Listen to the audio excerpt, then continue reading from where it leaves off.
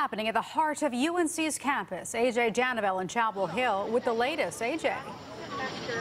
This is going into the fourth hour of this protest, and this is the calmest it's been within the last few hours. I want to show you some things that are going on behind me.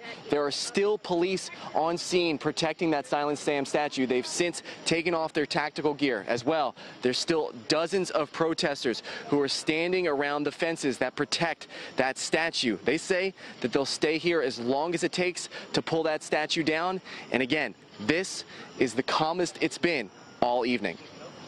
To take down Silent Sam. What started out as a peaceful protest, then things got tense with police. At 7 this evening, protesters descended on the Silent Sam statue. The goal is to remove what they call a racist monument. Not everyone agreed the statue should come down. If we did actually get rid of all the statues for the Confederacy, how will that change things? Then, chaos broke loose as one protester refused to remove a bandana from his face. The police surrounded the protester, pushing others out of the way as he was detained. The cops are the ones who made it about this. Right. I mean, I'm guessing that's one of the aims of arresting this random person. Then, protesters fought back. Law enforcement was unable to get their vehicle safely on Franklin Street. Protesters blocked not only the exit, but marched up Franklin Street, trying to stop police and stopping traffic. At least one other protester was put in handcuffs. Eventually, the protesters made their way back to the Silent Sam statue, where they say they'll stay until the statue comes down. Now, I just spoke to some of these protesters that you are seeing here behind me. Some of them say they will stay out as long as they need to, late into the evening. Others say that they're going to get out of here in a few minutes. A few of them told me they're going to reconvene across the street. Now, we confirmed earlier in the evening 3 people were arrested during this protest. We're going to have a lot more coming up in regards to this statue here behind me, because it is definitely a divisive issue in the town of Chapel Hill. Reporting live, I'm AJ Janavel for CBS North Carolina. AJ, thank you. UNC releasing a statement within the past half hour saying in part, quote, as a university, the free exchange of ideas under the First Amendment is core to our mission.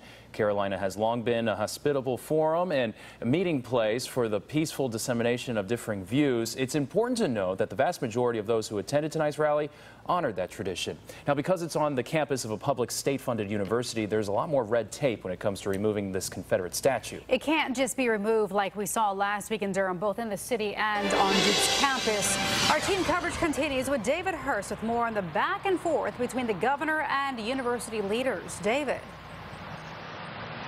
Yeah, Sharon, this all goes back to a 2015 state law, and a lot of the confusion stems from who has what powers. We've told you all week about the letters going back and forth between the mayor of Chapel Hill to the governor's office to the UNC community, but this all really picked up steam earlier in the week when UNC System President Margaret Spellings sent a letter to the governor's office citing significant safety and security threats relating to Silent Sam. The letter ended with leaders urging the governor to convene the state's historical commission to consider removing the statue. The governor responded saying under the 2015 law, if university leaders believe there's a real risk to public safety, the law allows them to take immediate action, but he did not give a green light to removing the statue.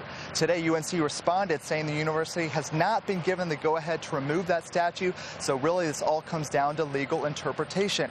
UNC says it wants to remove the statue because it's in the best interest of public safety to those here in the community as well on campus. UNC has not yet responded to tonight's events in terms of what they're going to be approaching when it comes to the statue, but the governor did say he's monitoring the situation closely, and the big question within the next few days will be what this law allows. As AJ mentioned, those protesters say they're not going to be quiet, they're not going to go home until this statue comes down, so it'll be definitely something worth monitoring here the next few days. Reporting live tonight in Chapel Hill, I'm David Hurst, CBS North Carolina.